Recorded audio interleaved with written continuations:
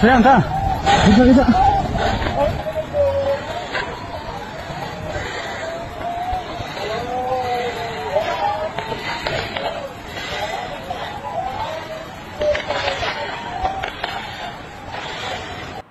আল্লাহ পাক বলেছেন চিরকাল ইহুদিরা অভিশপ্ত, তাদের কোনো আবাসস্থল হবে না, সারা জীবন ঘুরে বেড়াবে। জুন মাসের 13 তারিখে ইসরায়েল আক্রমণ করেছে ইরানের মাঝে এবং ইরানের বেশ কয়েকজন বিজ্ঞানী এবং বড় বড় অফিসারকে ওরা 13 তারিখে আক্রমণ করে হত্যা করে। ওরা ইসরায়েল হয়তো ভেবেছিল যে এটা ইরানকে ফিলিস্তিন বানিয়ে দেবে, কিন্তু ইসরায়েল তখনও জানতো না যে ওরা কোথায় হাত দিয়েছে। এরপর থেকে ইরান প্রতিশোধ নেওয়ার জন্য এক এক বিস্ফোরক মিসাইল আক্রমণ করতেছে, পাঠাইতেছে ইসরায়েলের বুকে, ইসরায়েলকে ধ্বংস করে দিয়েছে। এখন ইসরায়েলেরা বুঝতে পারতেছে যে এরা কী ভুলটা করেছে। এরা হয়তো ইরানকে ফিলিস্তিন ভেবেছিল যে ইরানকে ফিলিস্তিন বানিয়ে দেবে, ইরান তেমন প্রতিবাদ করতে পারবে না, কারণ ইসরায়েলের মাথার উপরে আছে আমেরিকার হাত, বড় ভাইয়ের হাত আছে, কিছু করতে পারবে না, সাহস পাবে না আক্রমণ করার জন্য। কিন্তু ওরা হয়তো তখনও ইরানের আসল রূপ দেখতে পারে নাই। এরপর থেকে একে একে মিসাইল মেরে ইসরায়েলকে সেম টু সেম ফিলিস্তিন বানিয়ে দিয়েছে। কোনটা ফিলিস্তিন আর কোনটা ইসরায়েল এখন ইসরায়েলের মানুষরা চিনতে পারবে না। মিসাইল মেরে ওদের যে মার্কেট, বাড়ি ঘর, বাসা যা আছে সব ধ্বংসাত্মক সেম ফিলিস্তিন বানিয়ে দিয়েছে। এখন ইসরায়েলের যে জনগণ আছে তারা এখন পালাতে বাধ্য হইতেছে, নিরাপদ স্থানে চলে যেতে।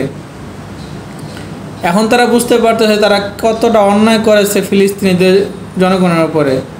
এখন বুঝলে কী হবে, কোনো ভীমরুলের বাসায় হাত দিয়েছে, এখন কি আর তার রক্ষা হবে? ওরা ইরানের মাঝে হাত দিয়েছে, ইরান কি ওদেরকে ছেড়ে দেবে? মধ্যপ্রাচ্যের সবচেয়ে শক্তিশালী একটা দেশ হচ্ছে ইরান, পরমাণু অস্ত্র দিয়া।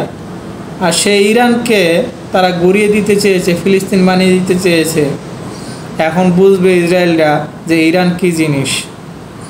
এখন লেজ গুটিয়ে পালাতে বাধ্য হইতেছে। এখন বলতেছে মানে ইরানের কাছে ক্ষমা চাইতেছে ইসরায়েলি জনগণরা, কিন্তু ইরান তো এত সহজে ছেড়ে দেবে না। কারণ যেই ইসরায়েল ফিলিস্তিনি মুসলমানদেরকে ধ্বংস করে দিয়েছে, তাদেরকে বসবাস করতে দেয় না ফিলিস্তিনের বুকে, তাদেরই মাটিতে আইসা উইরা আইসা জুইরা বৈশা ইসরায়েল তাদের উপরে ছুরি চালাইছে।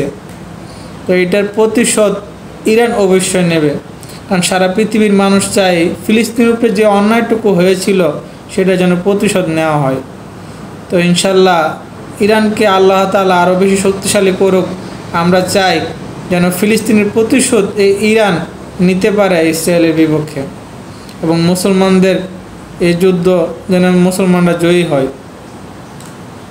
এবং এখনও অনেক অস্ত্র বা দেখানো বাকি আছে। যেমন ইরানের এক প্রাইম মিনিস্টার বলতেছে যে এতক্ষণ তো নমুনা দেখাইছি, এখন হবে আসল যুদ্ধ। এই যুদ্ধের মাঝে যদি তৃতীয় কোনো দেশ নাক গলা, তাহলে তাদের উপর আক্রমণ করা হবে। আর ইরানের পাশে আছে কে? ইরানের পাশে কে আছে? ইরানের পাশে আছে চীন, ইরানের পাশে আছে রাশিয়া, ইরানের পাশে আছে তুরস্ক, ইরানের পাশে আছে উত্তর কোরিয়া। তাহলে ইরানকে কি ফেলে দেওয়ার মতো দেশ? কখনোই না। এখন ইসরায়েল এবং আমেরিকা টের পাবে যদি আমেরিকা সরাসরি আক্রমণ করতে চায় তাহলে ইসরায়েলের পক্ষে নিয়ে, তাহলে কিন্তু ইরান, চীন, রাশিয়া কেউ ছেড়ে দেবে না আমেরিকাকে, কারণ সবাই চায় আমেরিকার পতন। আমেরিকা যদি কোনো যুদ্ধে জড়ায় তাহলে অবশ্যই তাদের পতন হবে। তাই আমরা মুসলমানের পক্ষে আছি, ইরানের পক্ষে আছি, ন্যায়ের পক্ষে আছি। ইনশাল্লাহ এ যুদ্ধ মুসলমানদের জয় হবে এবং আল্লাহ তাআলা ইরানকে আরও শক্তিশালী করুক। ওদের মিসাইলগুলা কি সুন্দর লাগতেছে। সবাই ভালো থাকবেন, ইরানের জন্য দোয়া করবেন, আর ভিডিওটি যদি ভালো লাগে তাহলে শেয়ার করে সবাইকে দেখার সুযোগ করে দেবেন। আল্লাহ হাফেজ। আল্লাহ যেন আমাদের এই দোয়াটুকু কবুল করে। ثقيلة يا ما شاء الله يا ما شاء الله.